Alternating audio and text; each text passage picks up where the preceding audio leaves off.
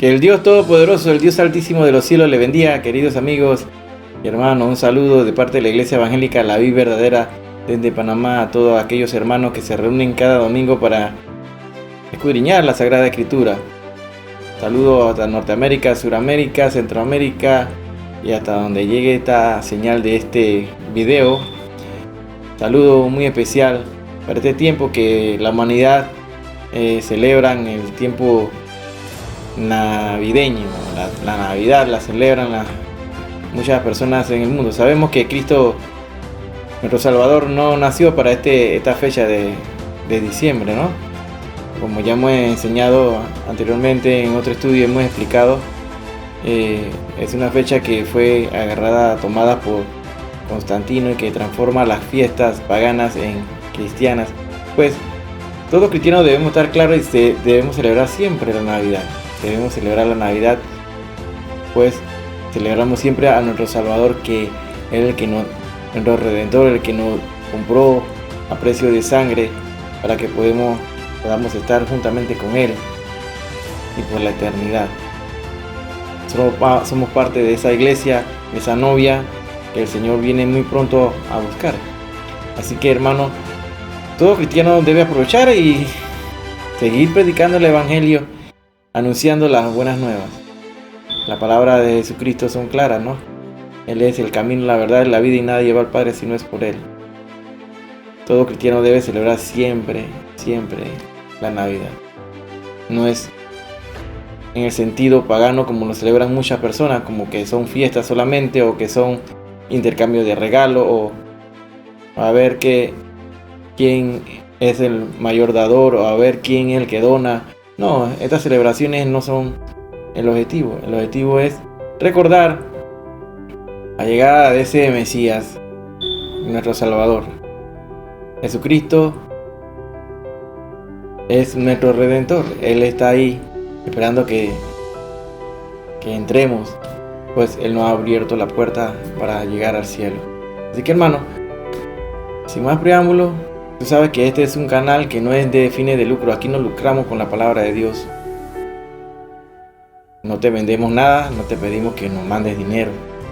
Lo que nos interesa es que escudriñemos la Sagrada Escritura tal cual es, de forma literal, no dando interpretaciones privadas.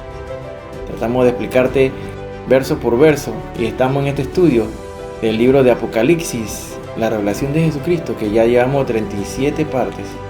Hoy tenemos el título El juicio ante el gran trono blanco. Es un tema muy interesante. Así que toma tu libro de apunte, anótalo, hermano, y concentrémonos en este estudio. Comencemos. El juicio del gran trono blanco.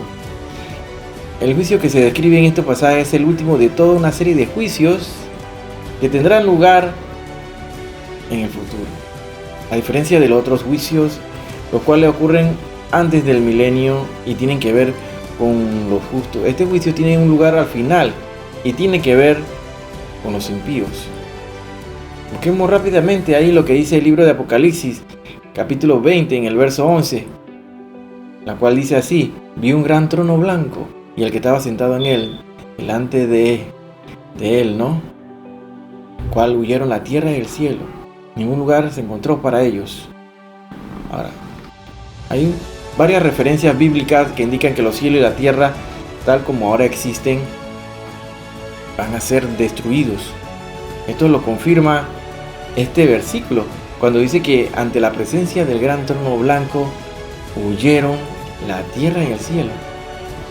De especial importancia en cuanto a esto es el siguiente pasaje que describe 2 de Pedro 3:10. 2 de Pedro 3, del verso 10 al 13, que dice: pero el día del Señor vendrá como ladrón en la noche, en el cual los cielos pasarán con grande estruendo, y los elementos ardiendo serán deshechos, y la tierra y las obras que en ellos hay serán quemadas. Puesto que todas estas cosas han de ser deshechas, ¿cómo no debéis vosotros andar de santa y piadosa manera de vivir, esperando y apresurándonos para la venida del día de Dios, el cual los cielos encendiéndose serán deshechos, y los elementos siendo quemados se fundirán? Pero nosotros esperamos, según su promesa, cielo nuevo y tierra nueva, en el cual mora la justicia. Aunque en el pasaje de Apocalipsis no se identifica al que está sentado en el trono, es lógico asumir que es Dios definitivamente, específicamente Jesucristo. El mismo Jesucristo en persona, tal cual lo indican los pasajes que afirman que Él es a quien el Padre le ha dado la potestad de juzgar. Ahora, busca ahí y anota Mateo 25:31, que dice así: cuando el Hijo del Hombre venga en su gloria y todos los santos ángeles con Él, entonces se sentará en su trono de gloria. ¿Quién está sentado en el trono? Esta es la respuesta. Juan 5:22 también anota ahí. Juan 5:22, porque el Padre a nadie juzga, sino que todo el juicio dio al Hijo. Ahí está claro. El trono visto por Juan es un trono dispuesto para la celebración de un juicio. A este punto, que a todos los grupos de justificados han sido juzgados.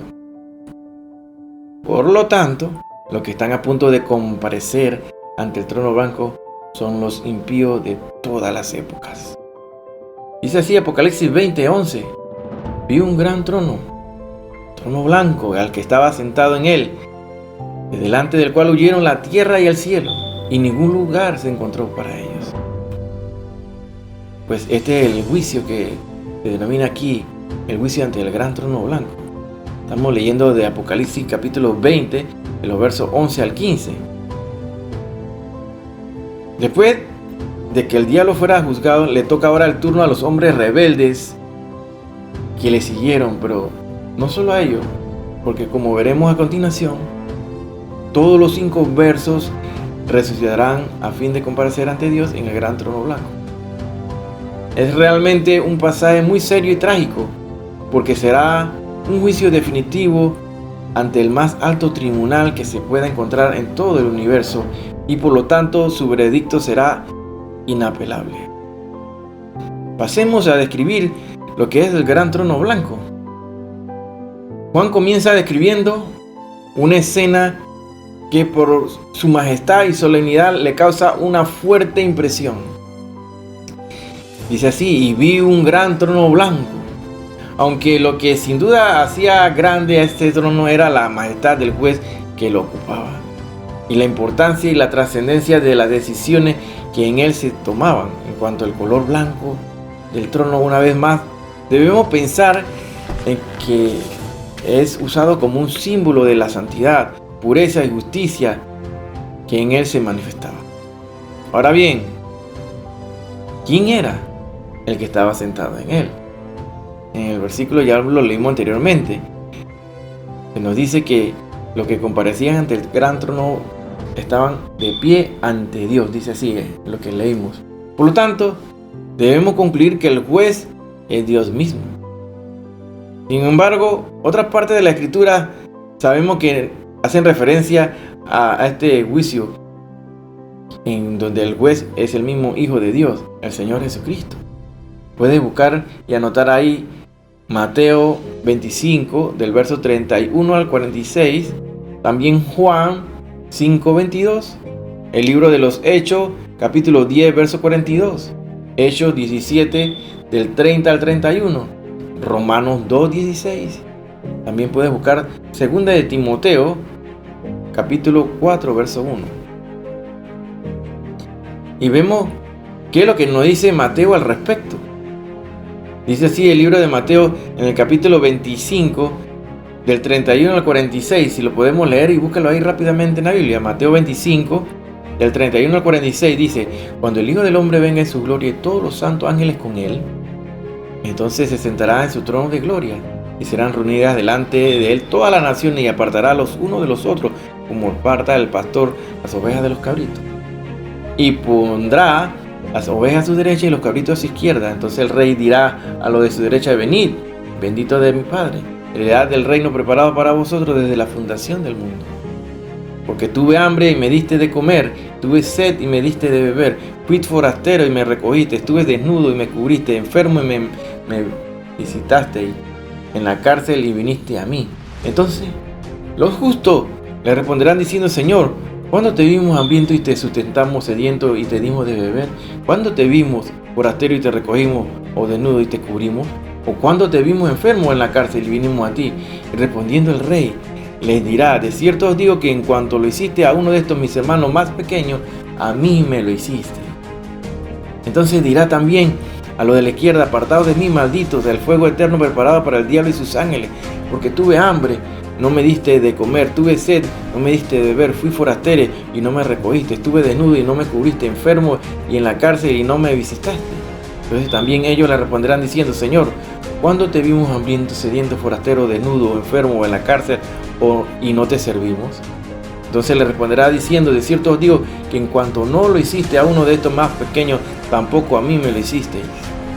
E irán estos al castigo eterno y los justos a la vida eterna.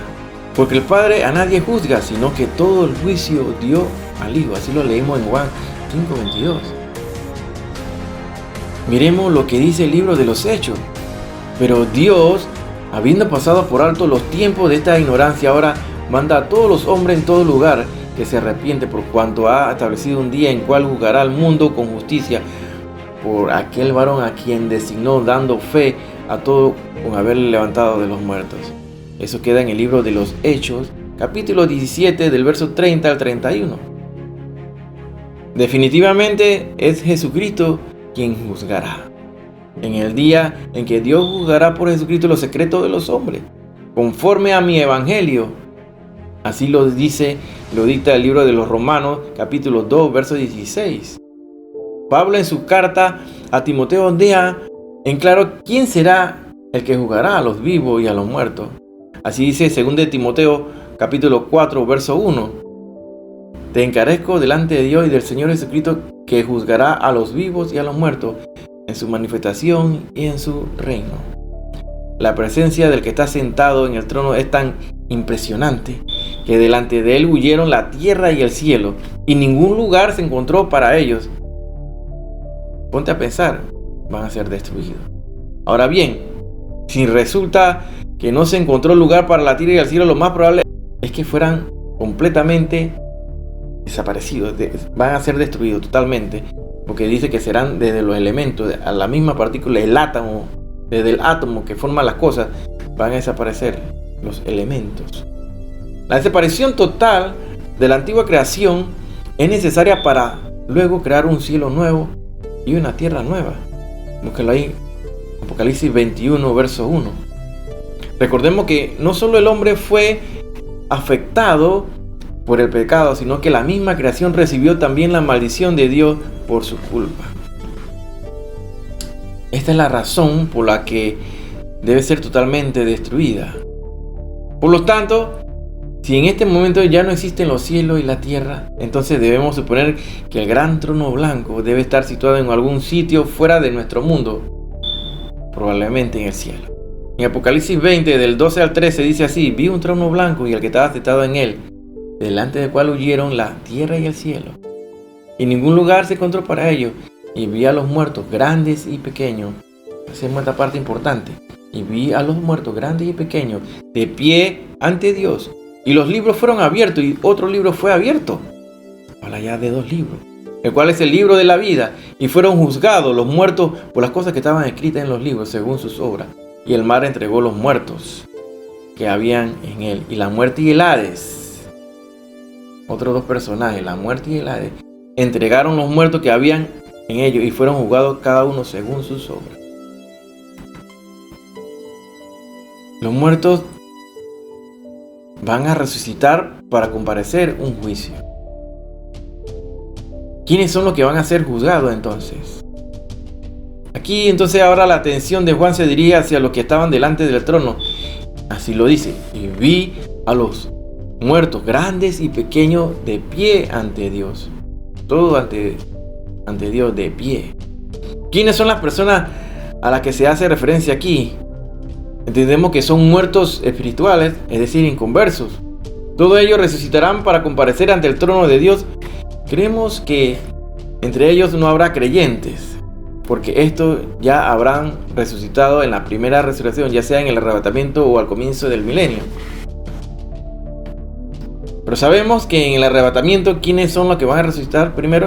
Los muertos en Cristo. Eso sí lo sabemos. También en la segunda venida, en el momento de la segunda venida, va a haber una resurrección, donde van a resucitar ¿quiénes? Los que mueren durante la gran tribulación. El resto que no resucita, resucitará después del milenio. Estemos claros en eso. Notemos que no habrá distinción de clases sociales en ese momento, sino que allí estarán por igual grandes y pequeños. Todas las distinciones que el hombre hace en este mundo serán eliminadas ante aquel que no hace acepción de personas. Anótalo ahí, Romanos 2:11. Y anota 1 Pedro 1:17. Tanto unos como otros son responsables ante Dios. Ya sabemos que nuestra sociedad actual siempre pone énfasis en determinadas clases sociales, como los políticos y los gobernantes, ¿verdad? También en cierto tipo de pecados, como los asesinos, los violadores, los pedrastas, los ladrones. Pero en el juicio de Dios, todos comparecerán por igual. Aquí no hay preferencia por ninguno. Es claro que Dios no hace acepción de personas, y así lo leemos, como lo acabamos de citar en el libro de Romanos capítulo 2, verso 11, porque no hay acepción de personas para con Dios. Pedro deja en claro también que Dios no hace distinción aquí. Dice 1 Pedro capítulo 1 verso 17: y si invocáis por Padre a aquel que sin acepción de personas juzga según las obras de cada uno, conducido en temor todo el tiempo de vuestra peregrinación. El hombre, a través de todos los tiempos, ha hecho diversas divisiones, cantidades de divisiones, distinciones de clases sociales, razas, económicas. Pues para Dios no hay. Ante Dios todos somos iguales. No hay distinción para Dios. Ante Dios somos iguales todos. En Apocalipsis 20, leemos en el verso 12, dice: y vi a los muertos, grandes y pequeños, de pies ante Dios, y los libros fueron abiertos. ¿Mire? Y otro libro fue abierto, el cual es el libro de la vida, y fueron juzgados los muertos por las cosas que estaban escritas en los libros, según sus obras. La expresión grandes, pequeños, la cual también aparece en otro pasaje de Apocalipsis, ahí en Apocalipsis 11, 18, Apocalipsis 13, 16, Apocalipsis 19, 5, Apocalipsis 18. Indica que lo que se presentan ante el trono provienen de todos los estratos de la sociedad, sin distinción de ninguna clase. El hecho de que está de pie ante Dios significa que ahora van a ser sentenciados por Él. El juicio se realiza sobre la base de que unos libros fueron abiertos, junto a los cuales otro libro fue abierto, y el cual es el libro de la vida. Lógicamente, este libro es el registro de los salvos. Los otros libros son el registro de las obras hechas por los que van a ser juzgados. Juan nota que están de pie, y lo que probablemente implica que están a punto de escuchar el veredicto divino sobre la causa abierta sobre ellos. Satanás ha engañado a los pecadores haciéndoles creer que pueden vivir como les dé la gana sin tener que dar cuentas a nadie. También les ha hecho pensar que no habrá un castigo futuro, tal como lo dijo a Eva en el huerto del Edén, que no moriréis. Génesis 3:4. Pero todo esto es mentira, tal como los hombres tendrán ocasión de comprobar por sí mismos al final de su vida. En realidad, será el juicio final para toda la humanidad. Pero Dios nunca ha dejado de ejecutar sus justos juicios a lo largo de toda la historia. El diluvio, la torre de Babel, la destrucción de Sodoma y Gomorra, las plagas sobre Egipto, la cautividad de Israel, las ruinas de Babilonia o la destrucción de Jerusalén son solo unos pocos ejemplos de estos juicios. Pero todos estos juicios no anulan la necesidad de un juicio futuro y final.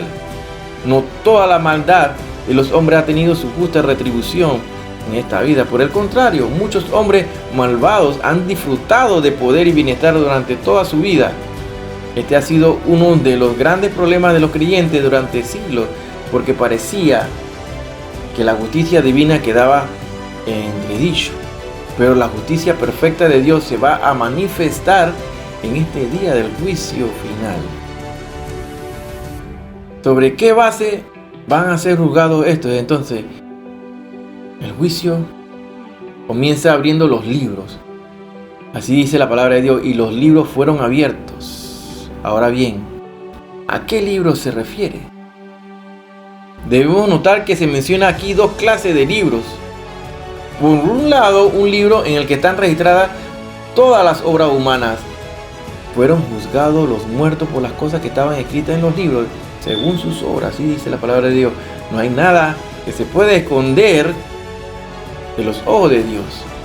Y Él tiene constancia de cada cosa que hemos pensado, dicho o hecho. El apóstol Pablo dijo lo siguiente en cuanto a este juicio. Ya lo habíamos mencionado en Romanos 2:16. Así dice: en el día en que Dios juzgará por Jesucristo los secretos de los hombres, conforme a mi evangelio. Cada uno de nosotros vamos escribiendo ese libro por cada decisión y acción que tomamos en nuestras vidas. Todo lo que hacemos está siendo anotado. Si vas a ser juzgado y no fuiste digno de entrar al reino de los cielos, no vas a aparecer en ese libro de la vida. Y tus obras, todas las cosas malas que hiciste están siendo anotadas. Pero luego, dice la palabra de Dios, cuando se abrieron estos libros, pero luego hay un segundo libro, y al que estoy haciendo referencia, el libro de la vida. Y otro libro fue abierto, el cual es el libro de la vida. Aquí están escritos los nombres de quienes creyeron el evangelio y tienen vida eterna. Por eso se le llama el libro de la vida, Apocalipsis 3:5, Apocalipsis 17:8. O también se le llama el libro de la vida del Cordero, Apocalipsis 13, verso 8, Apocalipsis 21:27. En este segundo libro será abierto para que las personas comprueben que sus nombres no están inscritos en este libro y que por lo tanto no han creído en la obra de Cristo a favor de ellos. Ahora bien, no hay cierta incompatibilidad entre ambos libros. Por un lado, nuestros nombres son escritos en el libro de la vida cuando creemos en Cristo, pero por otro lado, en el primer libro los nombres son juzgados, los hombres. Los hombres son juzgados según sus obras. ¿Cuál es la base de este juicio? ¿La fe o las obras? En la Biblia podemos encontrar las dos verdades. Por ejemplo, se enseña en ocasiones que el juicio se basará en las obras. Mateo 16:27, Romanos 2, del 5 al 11. Pero también se nos dice que para ser salvo es necesaria únicamente la fe.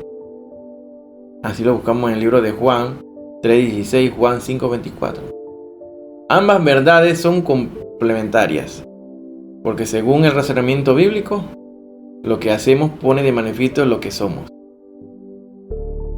Pero puede que haya dos libros por otra razón. Cuando se abre el libro de las obras, no habrá duda que todos los hombres merecen la condenación. Pero será necesario abrir también el libro de la vida para ver si esa persona creyó en Cristo y aceptó que Él pagará en la cruz por sus malas obras. Ya que Apocalipsis 20:13 dice así: y el mar entregó los muertos que había en él, y la muerte y el Hades entregaron a los muertos que había en ellos, y fueron juzgados cada uno según sus obras. El Hades, también conocido como el Seol o Sheol, es el estado intermedio de los impíos entre la muerte física y el juicio. Por esta razón, algunos creen que estos nombres se refieren a la tumba. De cualquier forma, estos nombres nunca se utilizan con referencia al estado o al lugar de condenación eterna. Por lo tanto, no corresponden al lago de fuego o al infierno, el cual sí es el destino final y permanente de los condenados. El hecho de que el mar entregó los muertos que había en él confirma que todos los impíos muertos serán resucitados sin importar en qué condiciones murieron ni dónde fueron a parar sus cuerpos. A pesar de que estas personas se presentan como todo un grupo ante el trono, al momento del juicio mismo, ellos son juzgados cada uno según sus obras. Cada uno individualmente tendrá que rendir cuenta a Dios por lo que haya hecho, y lo que cada uno haya hecho estará registrado en aquellos libros. Los muertos son resucitados para que puedan comparecer ante el tribunal de Dios. Y este no es lo mismo que hablar del tribunal de Cristo, que es otro juicio, que no es de condenación, sino de entrega de galardones. Pero aquí estamos en el tribunal del trono blanco, que es la condenación a todos aquellos que no creyeron en Cristo. Los creyentes que ya habían resucitado anteriormente, pero ahora les toca el turno a los inconversos. El mar entregó, dice la palabra de Dios, los muertos que había en él, y la muerte y el Hades entregaron los muertos que había en ellos. Nadie será excluido en la resurrección. La idea es la de un juez que cita a alguien para comparecer a un tribunal y no puede negarse a hacerlo. No hay escapatoria posible. Se hace referencia al mar que tantas vidas se ha tragado y también a la muerte y el Hades. Estos dos últimos aparecen juntos con frecuencia en la Biblia como una pareja inseparable. ¿Quién? La muerte y el Hades. La muerte se refiere probablemente a la tumba, el lugar donde están los cuerpos muertos, y el Hades se describe el reino de los muertos. Ahora se unen los espíritus con los cuerpos. Dice el libro de Apocalipsis 20:13: y el mar entregó los muertos que había en él, y la muerte y el Hades entregaron los muertos que había en ellos, y fueron juzgados cada uno según sus obras. La muerte y el Hades son destruidos.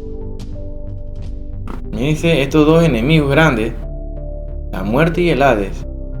Una vez que la muerte y el Hades han devuelto a todos los muertos, su tarea ha sido cumplida y son lanzados ¿a dónde? Al lago de fuego. Con esto mismo coincide el apóstol Pablo cuando dice que el postrer enemigo que será destruido es la muerte.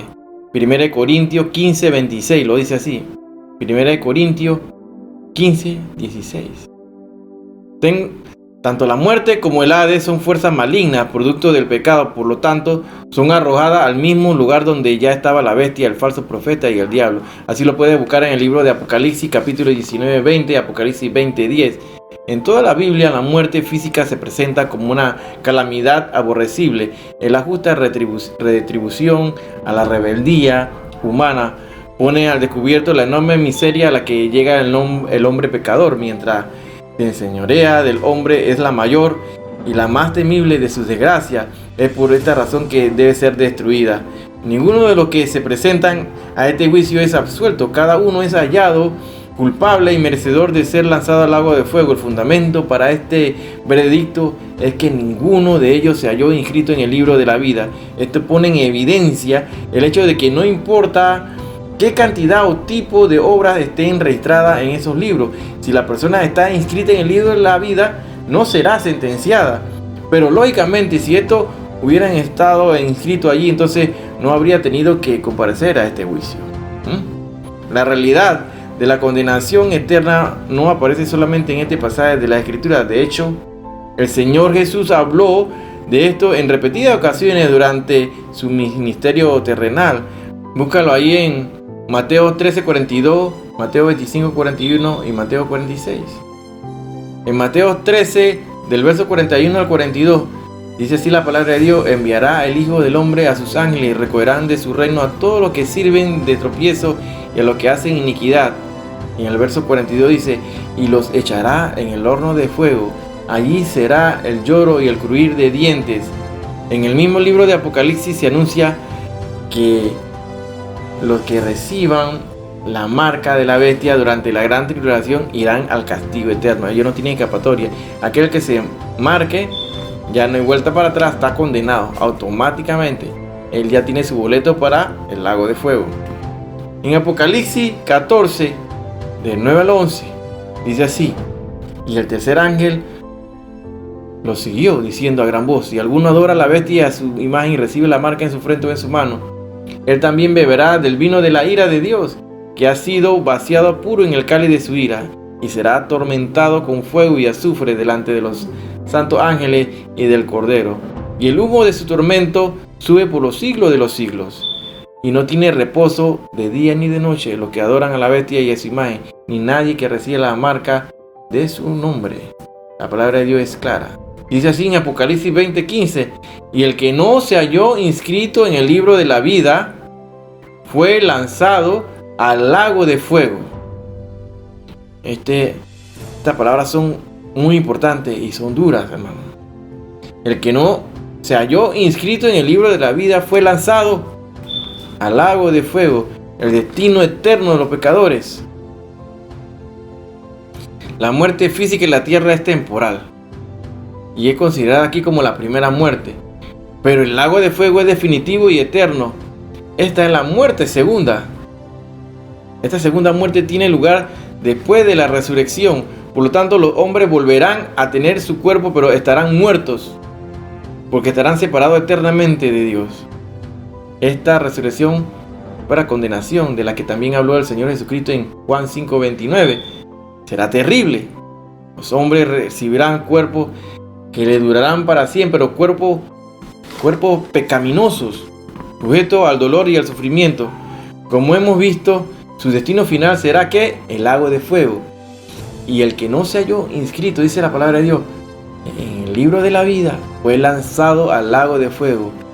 Allí estará en compañía de ¿qué? De los demonios, sin posibilidad de salir de él. Todo esto resulta sobrecogedor. Notemos de paso que aquí, como el resto de la Biblia, no se habla de ningún lugar intermedio, como el purgatorio inventado por la Iglesia Católica. Ellos hablan de un purgatorio. Aquí en la Sagrada Escritura, en la Biblia, no habla nada de eso, así que es una falsa doctrina. Es para engañar a la gente.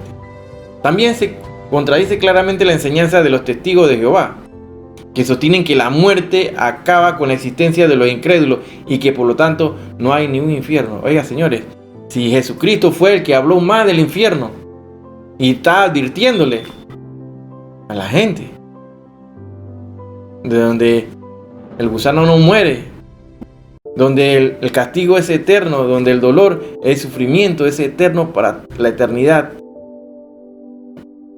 ¿Qué nos dice el libro de Apocalipsis, capítulo 21, verso 8? Pero los cobardes e incrédulos, los abominables y homicidas, los fornicarios y los hechiceros, los idólatras y todos los mentirosos tendrán su parte en el lago que arde con fuego y azufre, que es la muerte segunda. En resumidas cuentas, entonces, la Biblia reduce el destino eterno de los seres humanos a dos posibilidades: la eternidad en la gloria y el gozo del Señor, o la eternidad o la angustia y los dolores del infierno. Entonces dirá también a los de su izquierda: apartados de mí, malditos, al fuego eterno preparado para el diablo y sus ángeles. Así lo dice Mateo 25:41. El juicio del gran trono blanco se describe en Apocalipsis capítulo 20, del 11 al 15, como lo estamos estudiando en este momento. Y es el juicio final antes de que los perdidos sean echados al lago de fuego. Sabemos por Apocalipsis capítulo 20, del 7 al 15, que este juicio tendrá lugar después del milenio y después que Satanás, la bestia y el falso profeta sean lanzados al lago de fuego. Apocalipsis 20, del 7 al 10. Los libros que son abiertos, que puedes buscarlo ahí en Apocalipsis 20, 12, contiene registros de las acciones de todos, tanto si son buenas como malas, porque Dios conoce cada cosa que se ha dicho, hecho o aún pensado, y Él recompensará o castigará a cada uno de acuerdo a ellos. Anota ahí el libro de los Salmos 28:4, Salmo 62:12, puedes anotar ahí Romanos 2:6, puedes buscar ahí Apocalipsis 2:23, Apocalipsis 18:6, Apocalipsis 22:12. Al mismo tiempo, también se abrirá otro libro, que es el libro de la vida. Apocalipsis 20:12. Este es el libro que determina si una persona heredará la vida eterna con Dios o recibirá el castigo eterno en el lago de fuego. Aunque los cristianos son tenidos como responsables de sus actos, ellos son perdonados en Cristo y sus nombres fueron escritos ¿dónde? En el libro de la vida desde la fundación del mundo. Apocalipsis 17:8. También sabemos que el Espíritu, también, o sea, que la Escritura nos habla así también, que este juicio donde Jesús juzgará a los muertos de acuerdo a sus obras. Apocalipsis 20:12, y que todos aquellos cuyo nombre no se encuentren inscritos en el libro de la vida serán echados ¿a dónde? Al lago de fuego. Apocalipsis 20:15. El hecho de que habrá un juicio final para todos los hombres, tanto creyentes como no creyentes, es claramente confirmado en muchos pasajes de la Escritura. Cada persona comparecerá un día ante Cristo para ser juzgada por sus obras. Mientras que está muy claro que el juicio del gran trono blanco es el juicio final de Cristo, los cristianos no están de acuerdo a veces en cómo se relaciona a otro juicio mencionado en la Biblia y en cuanto a quiénes exactamente serán juzgados en el juicio del gran trono blanco. Muchos cristianos creen que las escrituras revelan 3 diferentes juicios por venir. El primero es el juicio de las ovejas y los cabritos, o el juicio de las naciones, como es visto en Mateo capítulo 25 del 31 al 36. Ellos creen que tendrá lugar después del periodo de la tribulación, pero antes del milenio, y que este es para determinar quién entrará en el reino milenial. El segundo es el juicio de las obras de los creyentes, frecuentemente referidos como el tribunal o bema, el tribunal de Cristo, según de Corintios 5:10. Ahora, tiempo durante el cual los cristianos recibirán grado de recompensa por sus obras o servicios a Dios. El tercero es el juicio del gran trono blanco, el final del milenio. Esto es al final ya. Apocalipsis 20 del 11 al 15, el que estamos estudiando. Que es el juicio de los incrédulos en el cual ellos serán juzgados de acuerdo a sus obras y sentenciados al castigo eterno en el lago de fuego. Otro cristiano cree que todos estos 3 juicios, como se ven en Mateo 25 del 31 al 36, 2 Corintios 5:10 y Apocalipsis 20 de 11 al 15. Muchos otros cristianos creen que hablan del mismo juicio final y no de 3 juicios separados. En otras palabras, aquellos que sostienen esta opinión creen que el juicio del gran trono blanco en Apocalipsis 20 del 11 al 15 será el tiempo para que los creyentes e incrédulos sean igualmente juzgados. Aquellos cuyo nombre se encuentren en el libro de la vida serán juzgados por sus obras para determinar la recompensa o pérdida de recompensa que ellos obtendrán. Y aquellos cuyo nombre no se encuentre en el libro de la vida serán juzgados de acuerdo a sus obras para determinar el grado de castigo que recibirán en el lago de fuego. Aquellos que sostienen esta opinión creen que Mateo 25 de 31 a 46 es otra descripción de lo que tendrá lugar en el juicio del gran trono blanco en Apocalipsis 20 de 11 a 15. Las ovejas, o sea los creyentes, entrarán a la vida eterna, mientras que los cabritos incrédulos serán lanzados al castigo eterno. Mateo 25, 46. Cualquiera que sea la opinión que tenga uno sobre el juicio del gran trono blanco, es importante nunca perder de vista 3 hechos importantes concernientes al juicio o juicio venidero. Número 1, que Jesucristo será el juez. Número 2, que los incrédulos serán juzgados por Cristo y que ellos serán castigados de acuerdo a sus obras. La Biblia es muy clara en que el incrédulo está acumulando ira para el día de la ira y de la revelación del justo juicio de Dios. Romanos 2:5. Y que Dios pagará a cada uno conforme a sus obras. Romanos capítulo 2, verso 6. Y número 3, que los creyentes también serán juzgados por Cristo, pero puesto que la justicia de Cristo le ha sido imputada y sus nombres están escritos en el libro de la vida, ellos serán recompensados y no castigados de acuerdo a las obras que hicieron. Busca ahí el libro de Romanos 14 del 10 al 12. Es muy claro en cuanto a que todos compareceremos ante el tribunal de Cristo y que cada uno de nosotros dará a Dios cuenta de sí. De esta manera hemos estudiado el juicio ante el gran trono blanco de Apocalipsis capítulo 20 del 11 al 15. Después de los eventos recién anunciados, al final llegará rápidamente. Y no se menciona nada más antes de la aparición de Cristo para juzgar al mundo. Este será el gran día. El juez, el Señor Jesucristo, se vestirá de majestad y terror.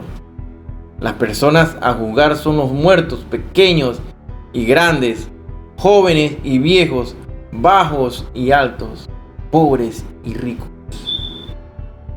Ninguno es tan malo, pero tienen algunos talentos que explicar.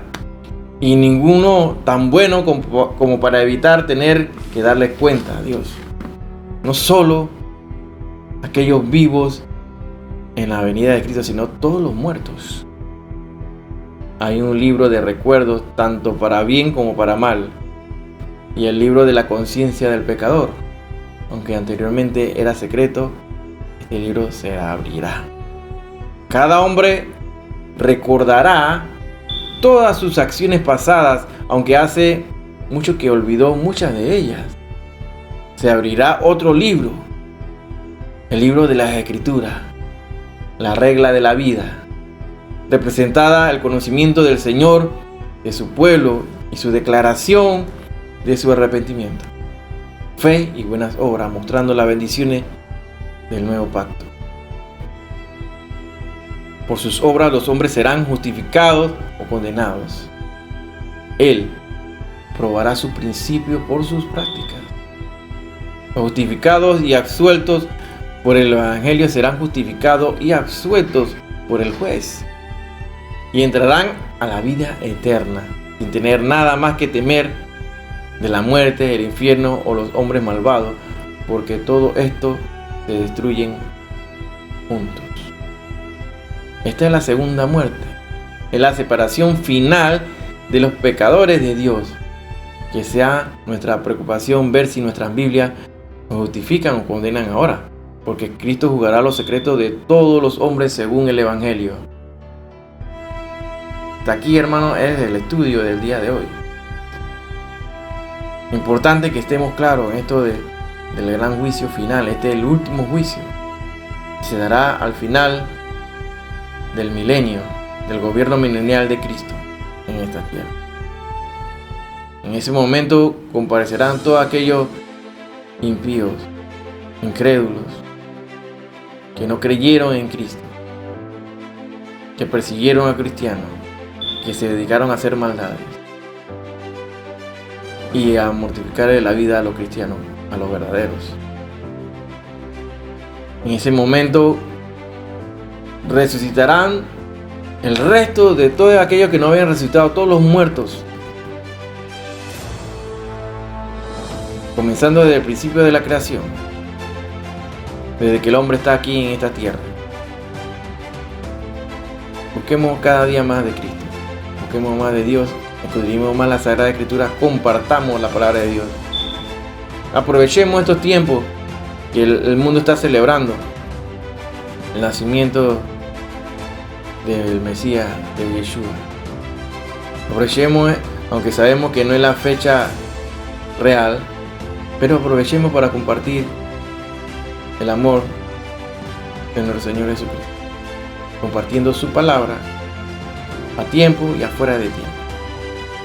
Que todos pasen tranquilos en sus hogares, compartiendo con sus familiares, y que la sangre de Cristo los proteja, los cubra, y que el fin de este año, que ya se acerca próximo, no sabemos si la próxima semana estemos aquí o no, no sabemos, solamente Él lo sabe. Estaremos aquí compartiendo una vez más las enseñanzas de la Sagrada Escritura, continuando con este libro, del libro del Apocalipsis, que es la revelación de Jesucristo. Shalom Alejem. Hasta la próxima semana. Aquí estaremos. Y si Cristo no ha venido.